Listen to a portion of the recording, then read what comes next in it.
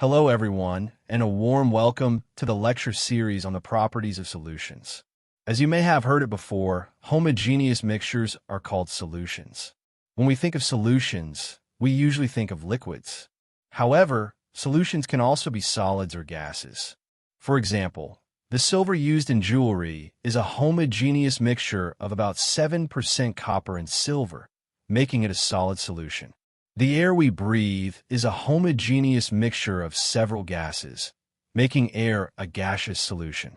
Nevertheless, since liquid solutions are the most common, we will predominantly focus on them in this module. We will particularly concentrate on aqueous solutions, which contain water as the solvent and either a gas, liquid, or solid as the solute.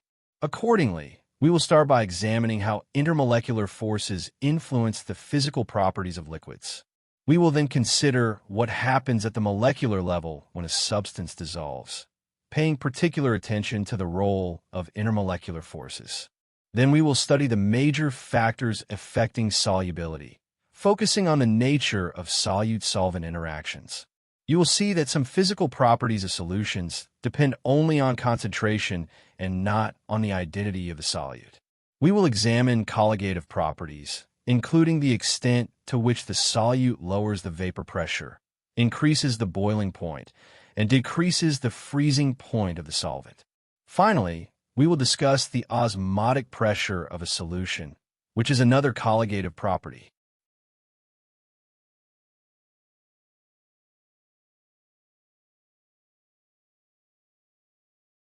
In the previous module, you learned that the molecules in liquids are held together by intermolecular forces, which are based on electrostatic attractions between opposite charges or partial charges. Intermolecular forces acting between atoms or molecules in a pure substance are also known as van der Waals forces and include dipole-dipole interactions and London dispersion forces. You learned that dipole-dipole interactions exist between polar molecules, whereas nonpolar molecules are held together by dispersion forces alone, which are formed between instantaneous dipoles and induced dipoles. When a nonpolar molecule acquires an instantaneous dipole, it is said to be polarized. In general, dispersion forces act between all molecules, both nonpolar and polar. We also discussed hydrogen bonding, which is an especially strong dipole-dipole interaction that occurs in molecules containing NH, OH, or FH bonds. It should not surprise you to learn that several of the physical properties of a liquid depend on the magnitude of its intermolecular forces. In this lecture, we are going to learn about 3 such properties, including surface tension, viscosity, and vapor pressure. The surface of water behaves almost as if it has an elastic skin, as evidenced by the ability of certain insects to walk on water. This behavior is caused by an imbalance of intermolecular forces at the surface of the liquid.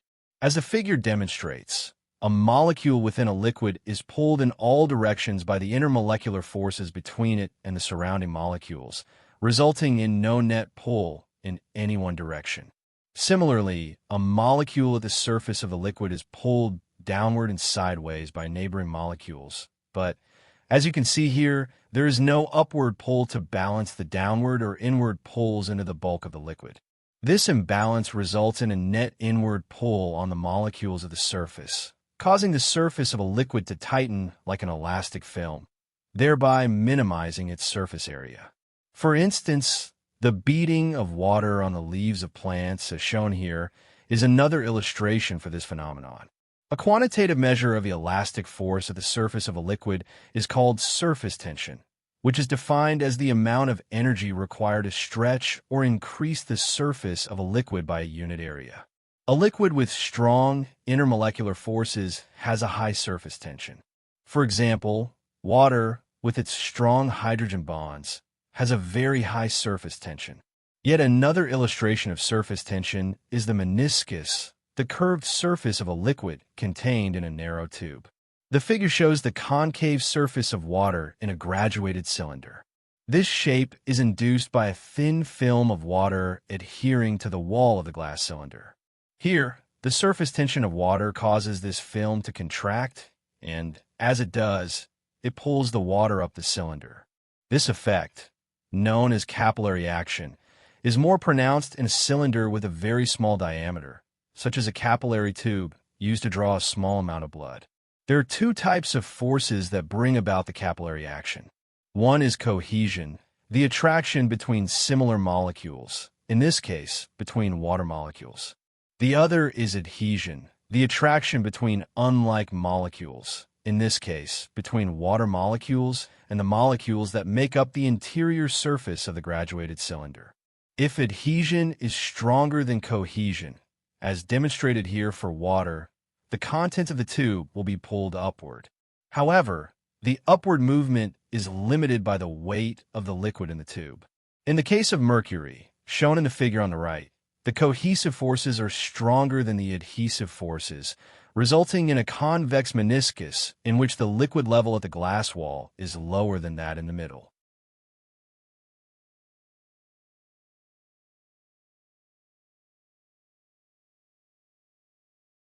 Another property determined by the magnitude of intermolecular forces in a liquid is viscosity, which measures a fluid's resistance to flow. When intermolecular forces are strong, the liquid will have a high viscosity, meaning it flows more slowly.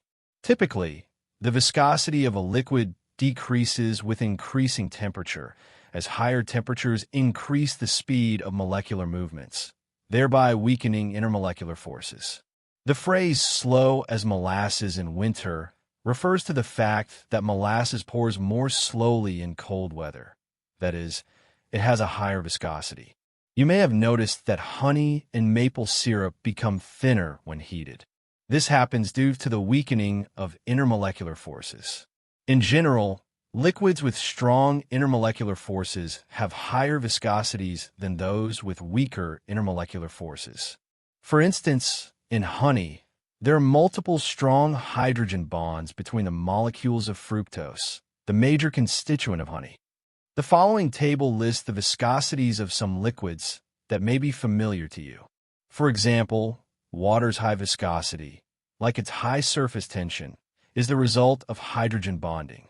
Now, note how large the viscosity of glycerol is compared to the other liquids listed in the table.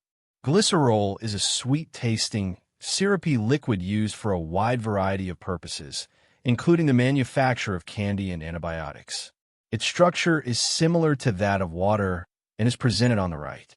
So, each glycerol molecule has 3 OH groups that can participate in hydrogen bonding with other glycerol molecules. Furthermore, because of their shape, glycerol molecules have a strong tendency to become entangled rather than slip past one another as the molecules of less viscous liquids do. Altogether, these interactions contribute to its high viscosity. The last topic we should touch upon here is vapor pressure.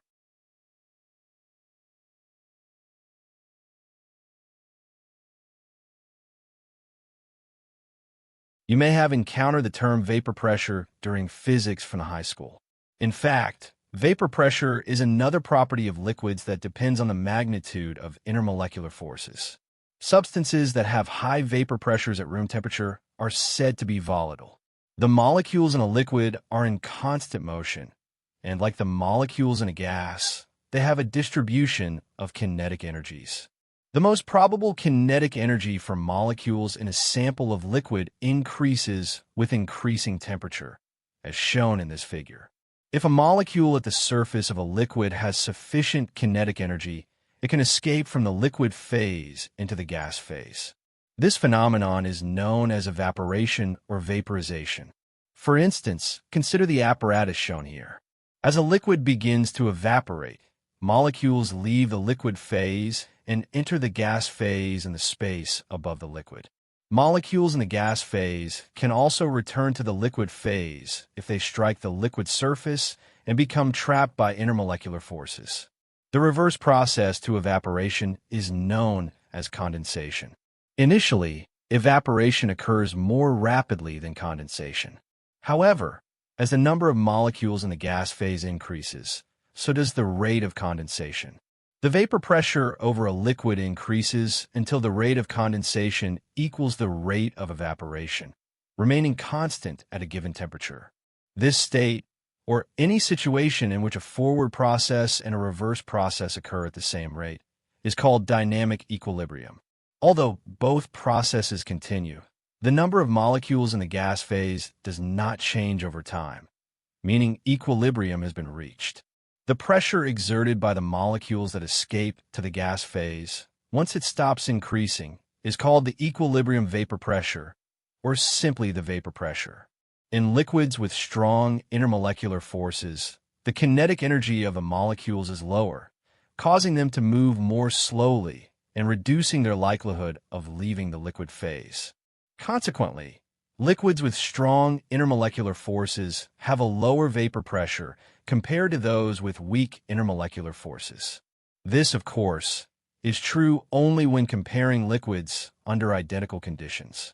Again, if we go back to these graphs, you see that the average kinetic energy of molecules in a liquid increases with increasing temperature. Therefore, at a higher temperature, a greater percentage of molecules at the liquid surface will possess sufficient kinetic energy to escape into the gas phase. Consequently, the vapor pressure of liquids increases with increasing temperature. To sum up, in this lecture, you were introduced to some of the most important properties of liquids, including surface tension, viscosity, and vapor pressure. You now know that surface tension is the net inward pull on molecules at the surface of a liquid. Surface tension is related to phenomena like cohesion, which refers to the attractive forces between molecules within a substance, and adhesion, which refers to the attractive forces between molecules in a substance and their container. You saw that the balance between cohesion and adhesion determines whether a liquid meniscus is concave or convex. It also gives rise to capillary action, in which liquid is drawn upward into a narrow tube against gravity. We discussed viscosity, which is the resistance to flow, reflecting how easily molecules move past one another. Then we focused on evaporation, also known as vaporization, which is the phase change from liquid to vapor. The reverse process is called condensation, the phase change from vapor to liquid. In a closed system, when vaporization and condensation occur at the same rate, a state of dynamic equilibrium exists, and the vapor pressure equals the equilibrium vapor pressure. Vapor pressure measures how easily molecules escape to the vapor phase. For instance, a volatile substance has a high vapor pressure. In the following lecture, I will introduce you to the main types of solutions. Thank you for your attention.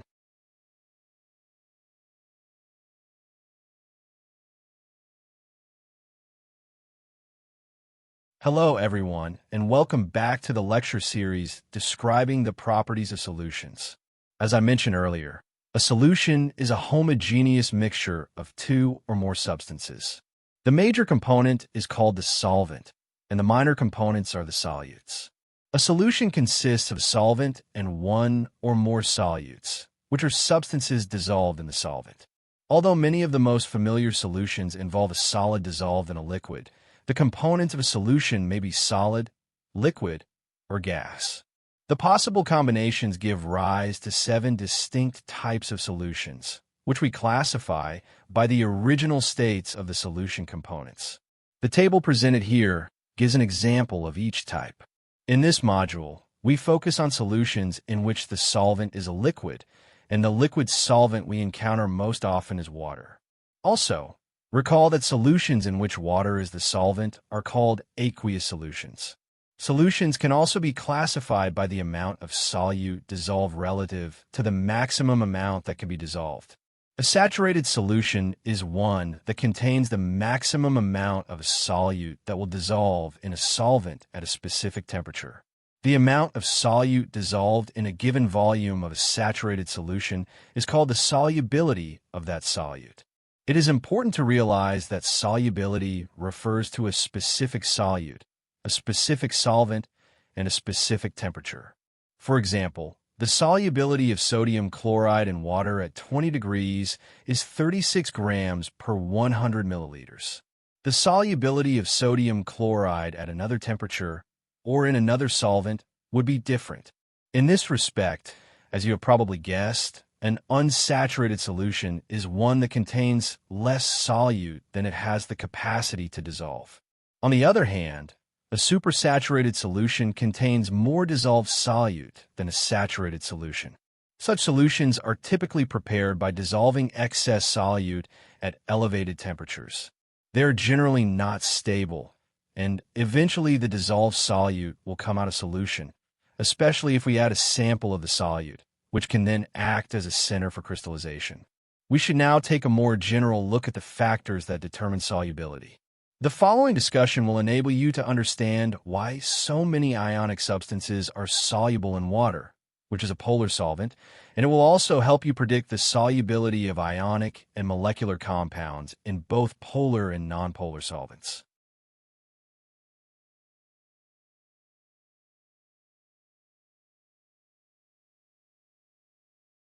As you may have anticipated, the intermolecular forces that hold molecules together in liquids and solids play a central role in the solution process.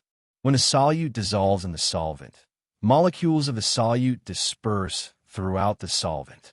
They are, in effect, separated from one another, and each solute molecule is surrounded by solvent molecules, a process known as solvation. The ease with which solute molecules are separated from one another and surrounded by solvent molecules depends on the relative strengths of the solute-solute interactions, solvent-solvent interactions, and solute-solvent interactions. Unlike the intermolecular forces that exist within a pure substance, solute-solvent interactions occur in a mixture of different substances. Since the components of a mixture can have different properties, there's a greater variety of intermolecular forces to consider. In addition to dispersion forces which are found between all substances, dipole-dipole forces which exist between polar molecules, and ion-ion forces which operate between ions, solutions can also exhibit ion-dipole interactions, where the charge of an ion is attracted to the partial charge on a polar molecule. We can also have dipole-induced dipole interactions, where the partial charge on a polar molecule induces a temporary partial charge on a neighboring nonpolar molecule or atom. Finally, dissolution can be facilitated by ion-induced dipole forces, in which the charge of an ion induces a temporary partial charge on a neighboring nonpolar molecule or atom.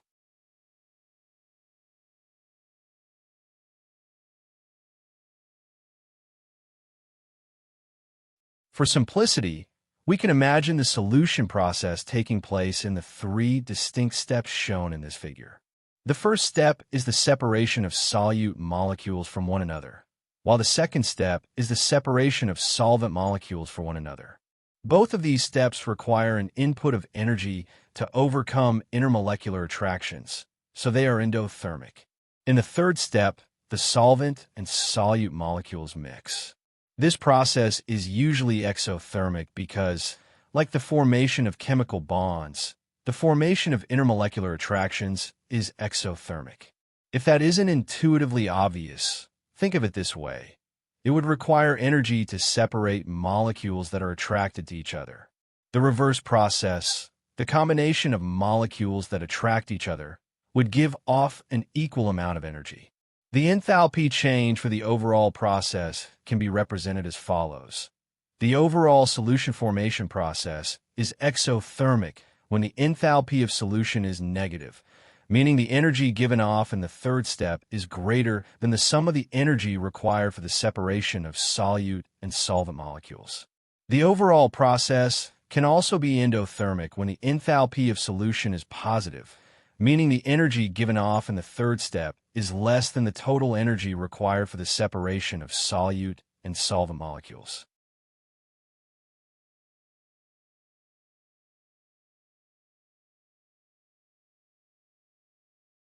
You have probably heard the saying like dissolves like, which is quite useful in predicting the solubility of a substance in a given solvent. This expression means that two substances with intermolecular forces of similar type and magnitude are likely to be soluble in each other. For example, both methanol and water are polar liquids, and the main intermolecular force between the molecules of pure water and methanol is hydrogen bonding. When these two liquids are mixed, they readily dissolve in each other because the attraction between methanol and water molecules is comparable in magnitude to the forces between molecules in pure methanol and those between molecules in pure water.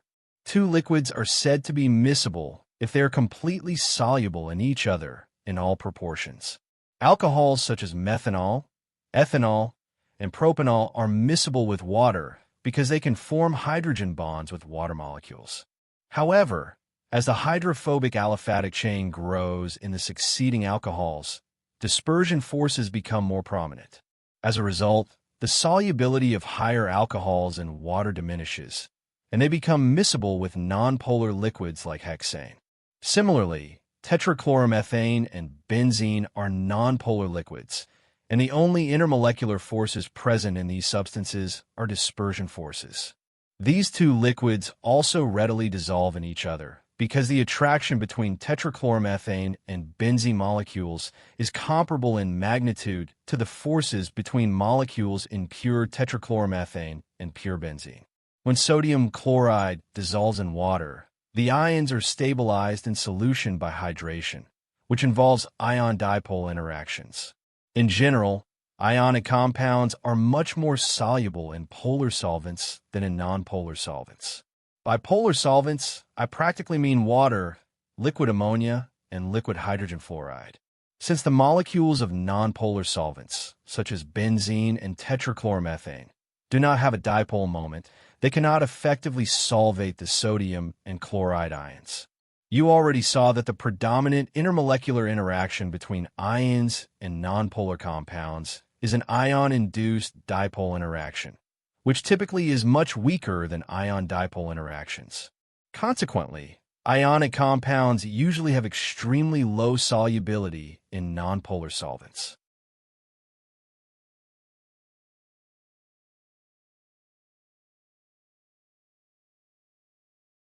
Another interesting topic we should discuss is the categorization of vitamins. If you have ever studied biomedical sciences, then you know that vitamins are typically categorized as either water-soluble or fat-soluble. You probably know that an excess of a fat-soluble vitamin can be stored in the body, whereas excesses of most water-soluble vitamins are eliminated in the urine. The difference between water-soluble and fat-soluble vitamins lies in their molecular structures. Water-soluble vitamins, such as vitamin C, have multiple polar groups that can interact with water to form hydrogen bonds.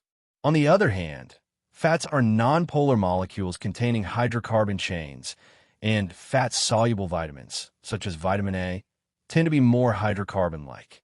While they may have a polar group or two, the molecule is predominantly nonpolar. The elimination of vitamin C causes the urine to become more acidic, which can inhibit the growth of some bacteria responsible for urinary tract infections. Therefore, many physicians recommend taking larger doses than the official recommended daily amount of 60 milligrams to lower the incidence of such infections. In contrast, fat-soluble vitamins cannot be eliminated in this way, and taking too much can lead to vitamin toxicity.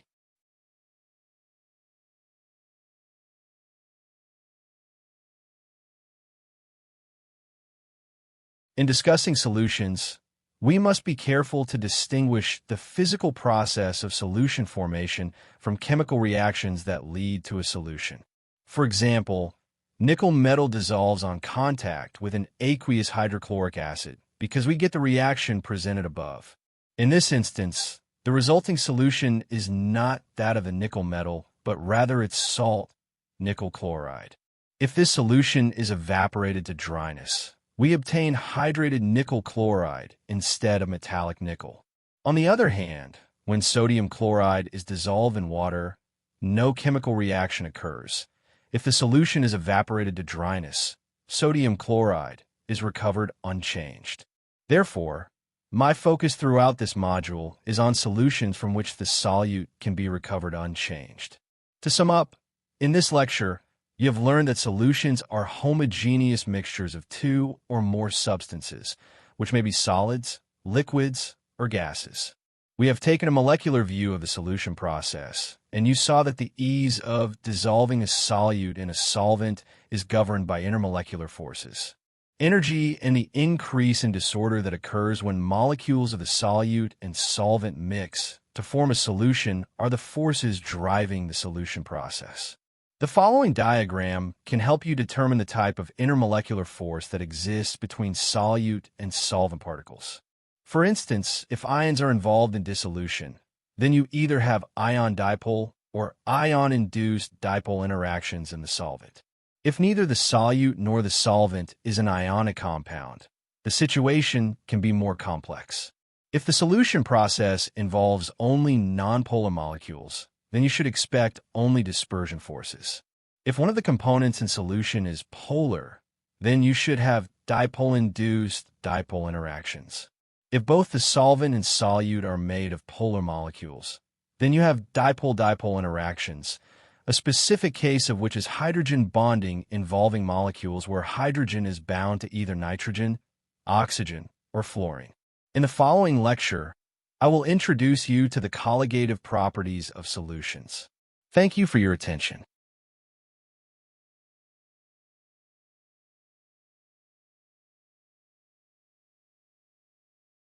Hello everyone, and welcome back to the introductory module on properties of solutions. It should not be surprising for you to learn that some physical properties of solutions differ in important ways from those of the pure solvent.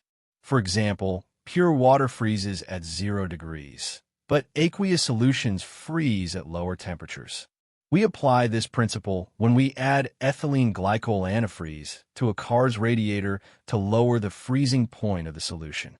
The added solute also raises the boiling point of the solution above that of pure water, making it possible to operate the engine at a higher temperature. Lowering the freezing point and raising the boiling point are physical properties of solutions that depend on the concentration, but not on the type or identity of the solute particles. Another interesting phenomenon can be observed if you scatter a small amount of icing sugar on a bowl of strawberries. If you do so, you will find that the strawberries appear to become juicier. In fact, the sugar draws juice from inside the cells of the fruit to the outside. This process is called osmosis and, along with freezing point depression and boiling point elevation, is known as a colligative property, which will be the main topic of this lecture.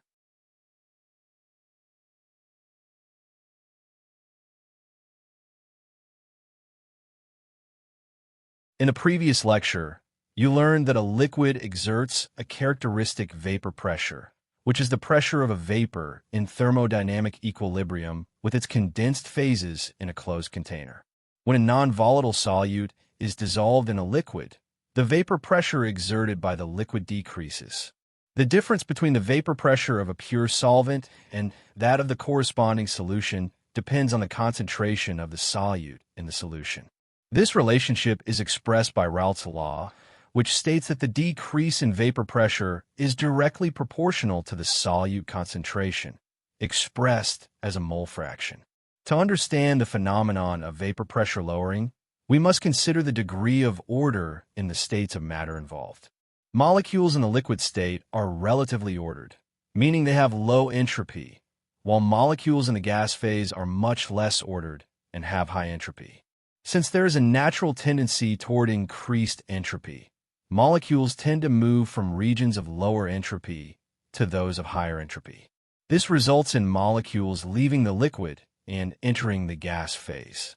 As you have seen, when a solute is added to a liquid, the molecules of the solvent are pushed away from each other, disrupting the liquid's order. As a result, the solution has greater entropy than the pure liquid. Because the difference in entropy between the solution and the gas phase is smaller than that between the pure liquid and the gas phase, there's a decreased tendency for molecules to leave the solution and enter the gas phase, resulting in a lower vapor pressure exerted by the solvent. This qualitative explanation of vapor pressure lowering can be illustrated by the following figure. To summarize, the smaller difference in entropy between the solution and gas phases, compared to that between the pure liquid and gas phases, results in a decreased tendency for solvent molecules to enter the gas phase, leading to a lowering of vapor pressure. Just keep in mind that the solvent in a solution will always exert a lower vapor pressure than the pure solvent.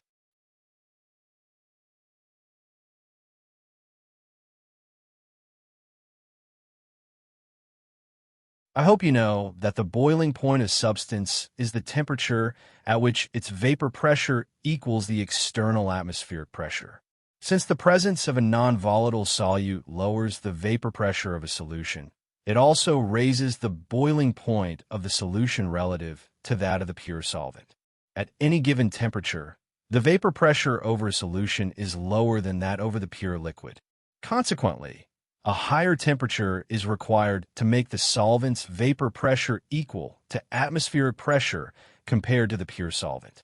Hence, solutions always have higher boiling points than pure solvents.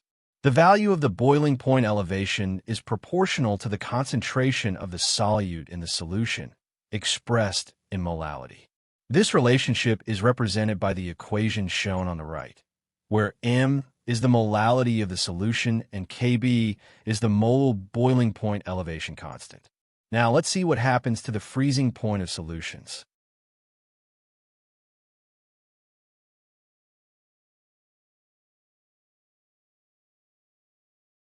If you have ever lived in a cold climate, you may have seen roads and sidewalks salted during winter.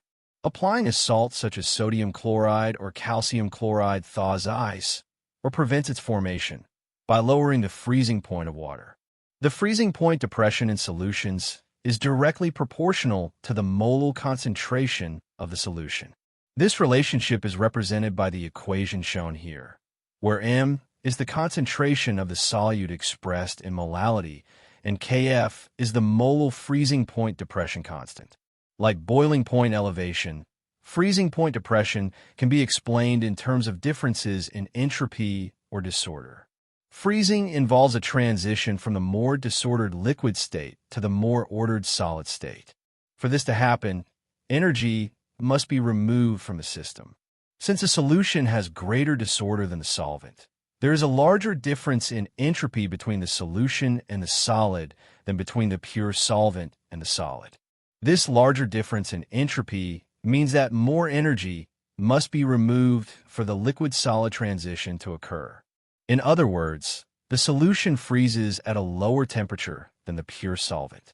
Also note that boiling point elevation occurs only when the solute is non-volatile, whereas freezing point depression occurs regardless of the solute's volatility, as vapor pressure plays no role in freezing.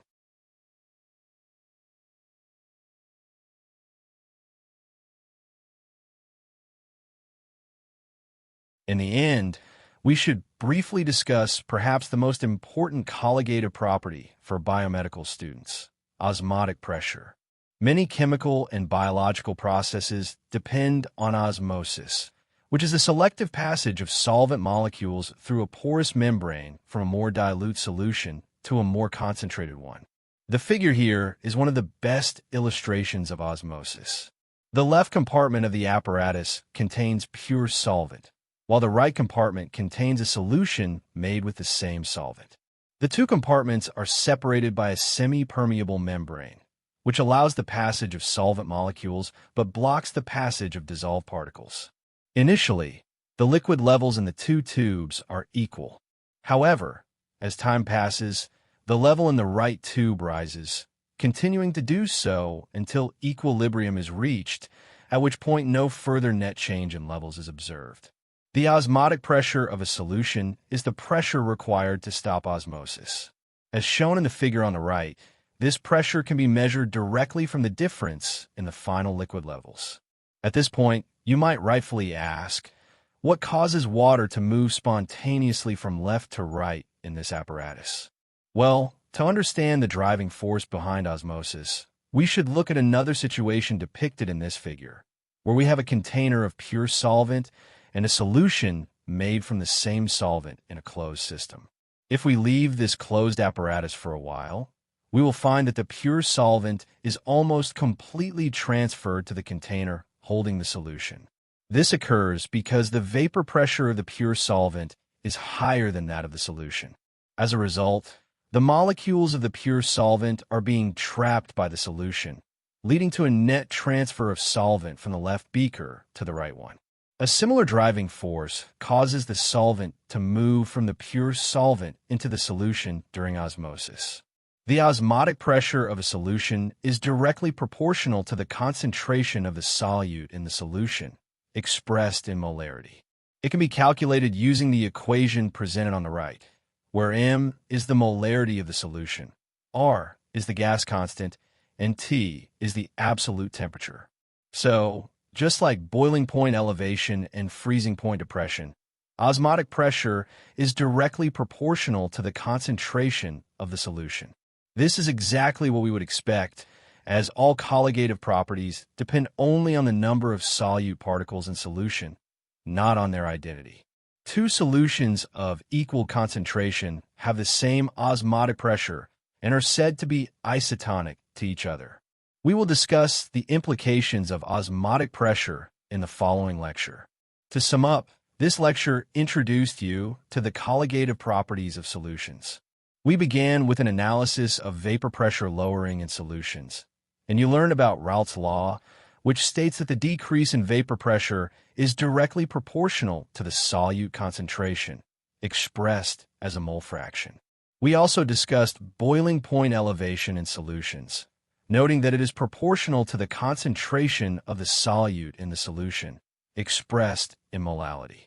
Similarly, freezing point depression was shown to have many similarities with boiling point elevation and is directly proportional to the concentration of the solute expressed in molality.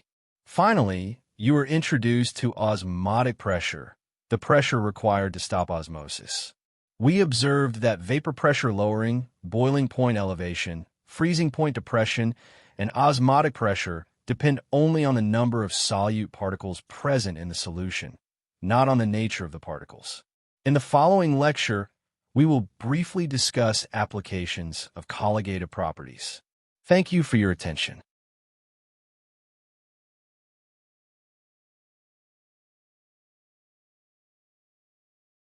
Hello, everyone, and welcome back to the lecture series on the physical properties of solutions. In the previous lecture, you were introduced to colligative properties of solutions, which depend on the number, but not the type, of dissolved particles. The colligative properties discussed were vapor pressure lowering, boiling point elevation, freezing point depression, and osmotic pressure. Perhaps the most important colligative property for biomedical students is osmosis, which is the flow of solvent through a semi-permeable membrane from a more dilute solution to a more concentrated one. In systems like the one presented here and in living cells, the semi-permeable membrane allows solvent molecules but not solute particles to pass through. You learned that osmotic pressure is the pressure required to prevent osmosis from occurring.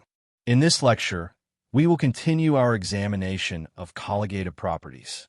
You probably know that human blood consists of red blood cells, erythrocytes, white blood cells, leukocytes, and platelets, thrombocytes, suspended in plasma, which is an aqueous solution containing a variety of solutes, including salts and proteins. Each red blood cell is surrounded by a protective, semi-permeable membrane.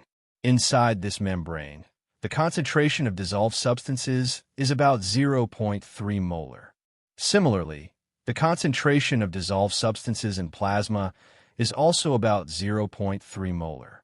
Having the same concentration, and therefore the same osmotic pressure, inside and outside the red blood cell prevents a net movement of water into or out of the cell through the semi-permeable membrane. To maintain this balance of osmotic pressure, fluids that are given intravenously must be isotonic to plasma. Thus, 5% dextrose and normal saline, which is a 0.9% sodium chloride solution, are two of the most commonly used isotonic intravenous fluids. A solution with a lower concentration of dissolved substances than plasma is said to be hypotonic to plasma.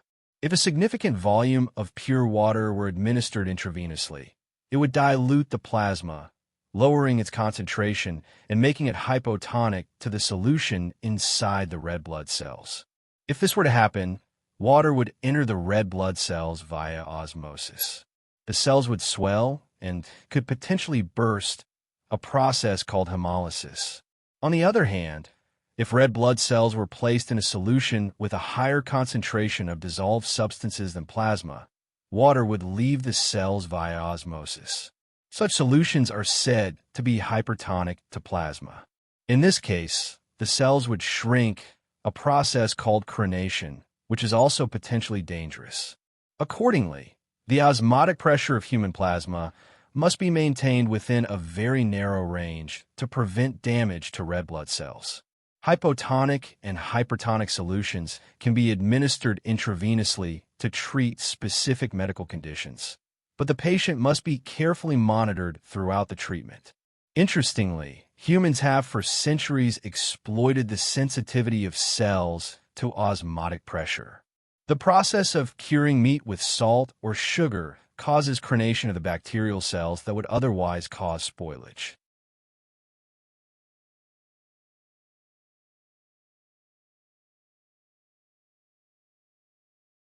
The phenomenon of osmosis has found another important application in what we call hemodialysis.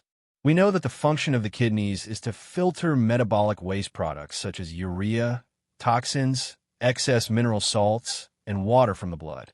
Therefore, kidney malfunction can be life-threatening.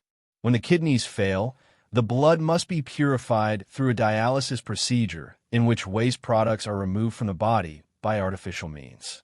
Specifically, in hemodialysis, blood is removed from the body and pumped into a machine that filters out toxic substances and then returns the purified blood to the patient's bloodstream. Inside the dialyzer, an artificial porous membrane separates the blood from a fluid called dialysate, which contains many of the blood's components at similar concentrations to prevent any net movement of these components between the blood and the dialysate through the membrane. The size of the membrane pores allows only small waste products to pass through into the dialysate to be washed away. Meanwhile, proteins, cells, and other important blood components are too large to pass through the membrane and remain in the purified blood. Typically, a hemodialysis procedure lasts 4 to 6 hours, and in many cases, 3 weekly treatments are required to purify the blood.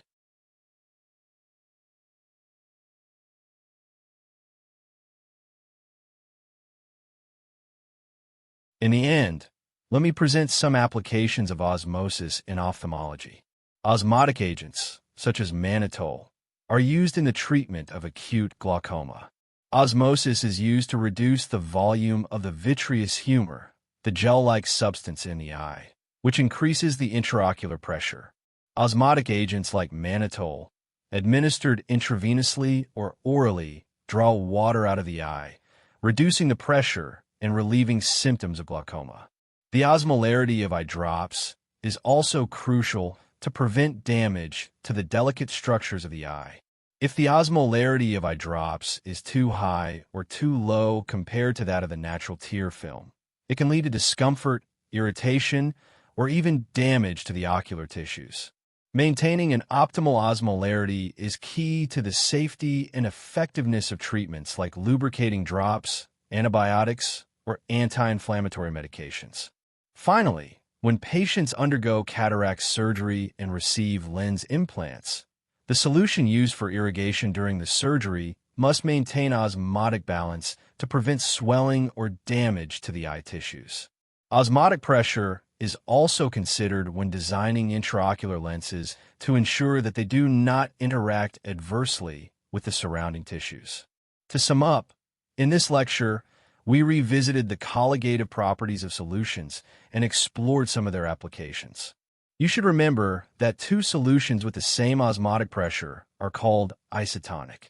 Hypotonic refers to a solution with lower osmotic pressure, while hypertonic refers to a solution with higher osmotic pressure. These terms are often used in reference to human plasma, which has an osmotic pressure of 7.6 atmospheres. We briefly discussed the importance of osmosis in the treatment of eye disorders. In the following module, I will introduce you to the main types of chemical transformations that occur in aqueous solutions, which will help you build a general understanding of acids and bases. Thank you for your attention and participation.